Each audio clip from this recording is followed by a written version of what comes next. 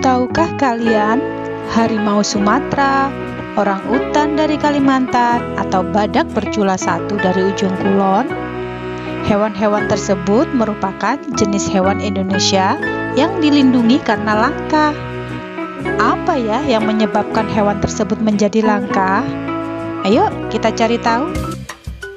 Bertambahnya jumlah penduduk dunia dan semakin meningkatnya kepentingan manusia menyebabkan hutan di dunia semakin terancam kelestariannya. Apa yang harus dilakukan manusia untuk menjaga kelestarian hutan dan hewan di dalamnya?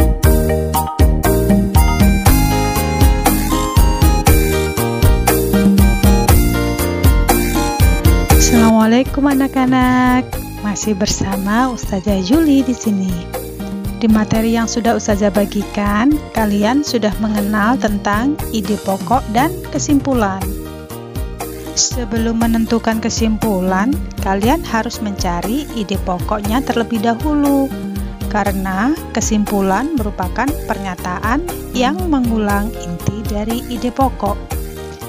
Ide pokok merupakan ide atau gagasan yang menjadi pokok pengembangan paragraf, atau bisa disebut dengan topik bacaan. Ada 5 langkah menemukan ide pokok. Yang pertama, baca seluruh bacaan dengan cermat. Kedua, cermati kalimat pertama hingga akhir. Ketiga, baca kalimat demi kalimat untuk menemukan ide pokok dari setiap paragraf. Keempat, tandai ide pokok setiap paragraf. Dan kelima, tandai info penting dalam setiap paragraf. Nah, sebelum Ustazah membahas itu, yuk kita baca teks berikut ini. Ayo lestarikan hewan dan tumbuhan langka di Indonesia. Indonesia merupakan negara kepulauan yang kaya akan berbagai jenis hewan dan tumbuhan. Setiap pulau di Indonesia memiliki hewan yang unik dan menjadi ciri khas pulau tersebut. Komodo di Kepulauan Nusa Tenggara Timur merupakan salah satu contoh hewan langka yang dilindungi oleh dunia internasional. Pulau Komodo secara resmi diakui sebagai salah satu dari 7 keajaiban dunia. Pulau ini menjadi sebuah taman nasional yang dikagumi oleh masyarakat dunia. Taman nasional banyak terdapat di Indonesia, seperti Taman Nasional Tanjung Puting di Kalimantan yang melindungi orangutan. Tujuan dibuatnya Taman Nasional adalah untuk melestarikan hewan dan tumbuhan yang semakin berkurang jumlahnya. Bertambahnya jumlah penduduk menjawab penyebab utama berkurangnya hutan tempat hidup hewan-hewan tersebut. Pembangunan gedung dan perumahan menjadi penyebab menyingkirnya hewan tersebut dari habitat aslinya. Perburuan liar mengakibatkan hewan tersebut berada di ambang kemusnahan. Nah, anak-anak, mengapa ya hewan komodo dan orangutan perlu dilestarikan? Lalu, apa ya manfaat melestarikan hewan langka? Oh ya, kalian masih ingat? Sebelum kita mencari kesimpulan, kita harus mencari ide pokoknya terlebih dahulu. Jadi, apa ya ide pokok dari paragraf-paragraf tadi? Yuk kita cari tahu ide pokok masing-masing paragraf. Oh iya, jangan lupa untuk menuliskannya dalam bentuk diagram ya. Ini Ustazah kasih contohnya. Indonesia merupakan negara kepulauan yang kaya akan beragam jenis hewan dan tumbuhan. Setiap pulau di Indonesia memiliki hewan yang unik dan menjadi ciri khas pulau tersebut. Komodo di Kepulauan Nusa Tenggara Timur merupakan salah satu contoh hewan langka yang dilindungi oleh dunia internasional.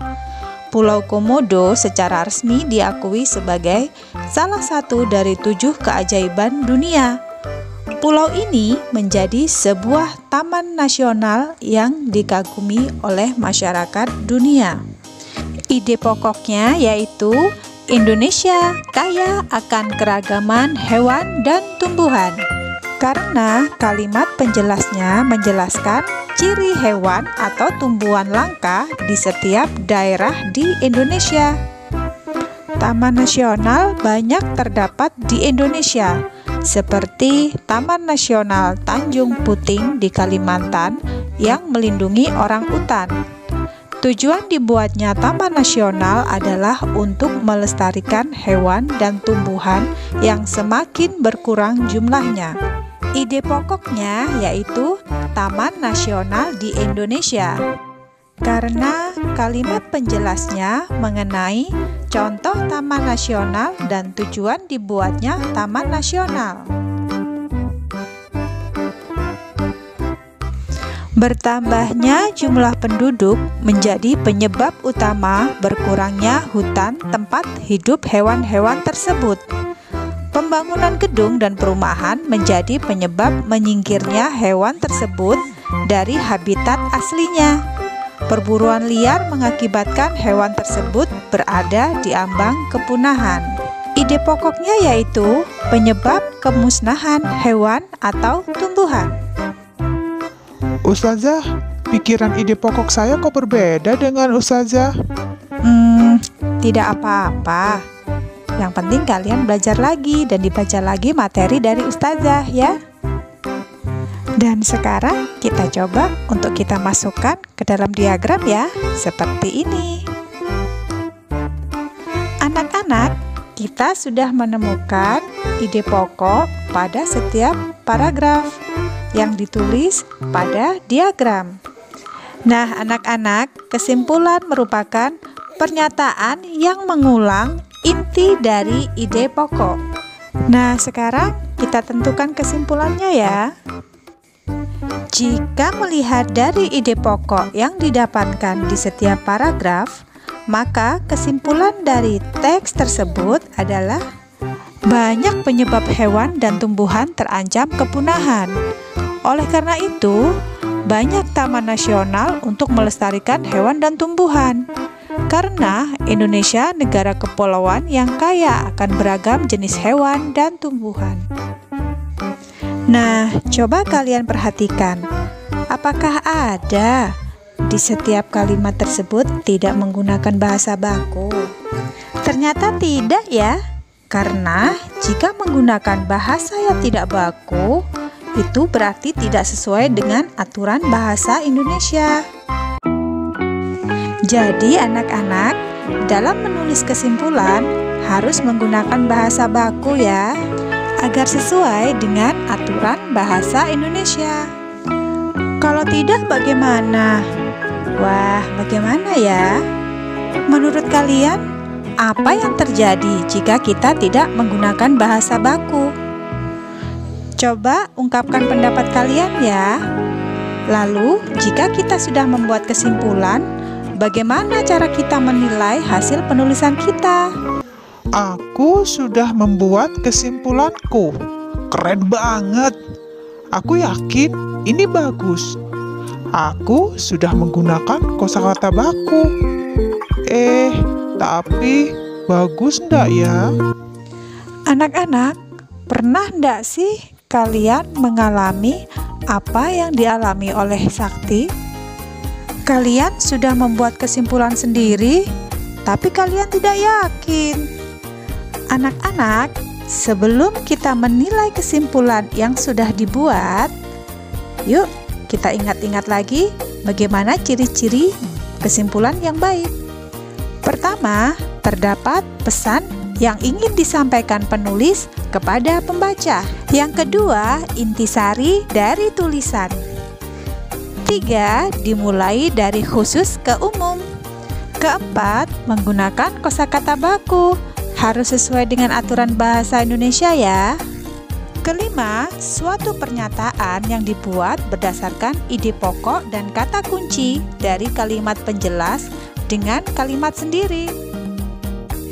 Nah, anak-anak, sekarang kita coba ya untuk menilai kesimpulan yang sudah pernah kita buat bersama. Pada kesimpulan ini, ada pesan yang ingin disampaikan penulis kepada pembaca, yaitu pesan yang ingin disampaikan adalah melestarikan hewan dan tumbuhan yang ada di Indonesia. Intisari dari kesimpulan ini adalah Indonesia yang kaya akan keberagaman hewan dan tumbuhan. Selanjutnya, pola khusus umum.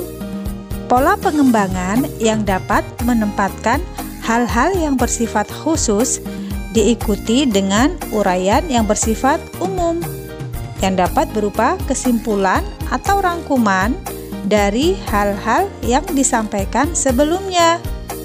Dapat dilihat bahwa kesimpulan ini membahas hal khusus, yaitu mengenai penyebab kepunahan, dan lalu ke hal umum, yaitu Indonesia kaya akan keberagaman hewan dan tumbuhan.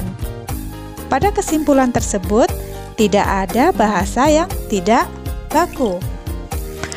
Pada simpulan tersebut tidak terdapat kata atau bahasa tidak baku. Padahal biasanya jika kita mengucapkan secara langsung pada orang lain, kita cenderung menggunakan kata macam-macam daripada beragam yang menunjukkan kebakuan. Suatu pernyataan.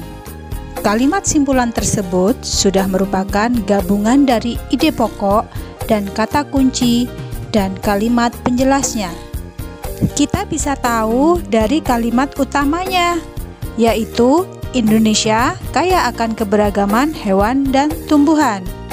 Simpulan tersebut juga sudah mengambil ide pokok dari kalimat tersebut, lalu menggabungkannya dengan kata kunci atau kalimat penjelas, yaitu mengenai Taman Nasional dan kepunahan hewan atau tumbuhan.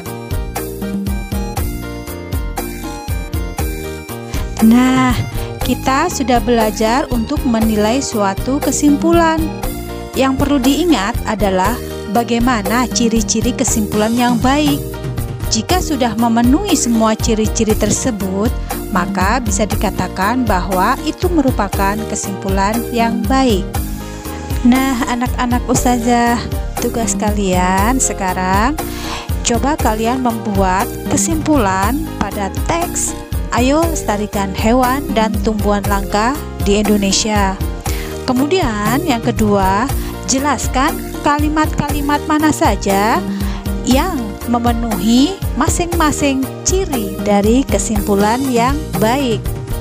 Selamat mengerjakan dan tetap semangat ya. Wassalamualaikum warahmatullahi wabarakatuh.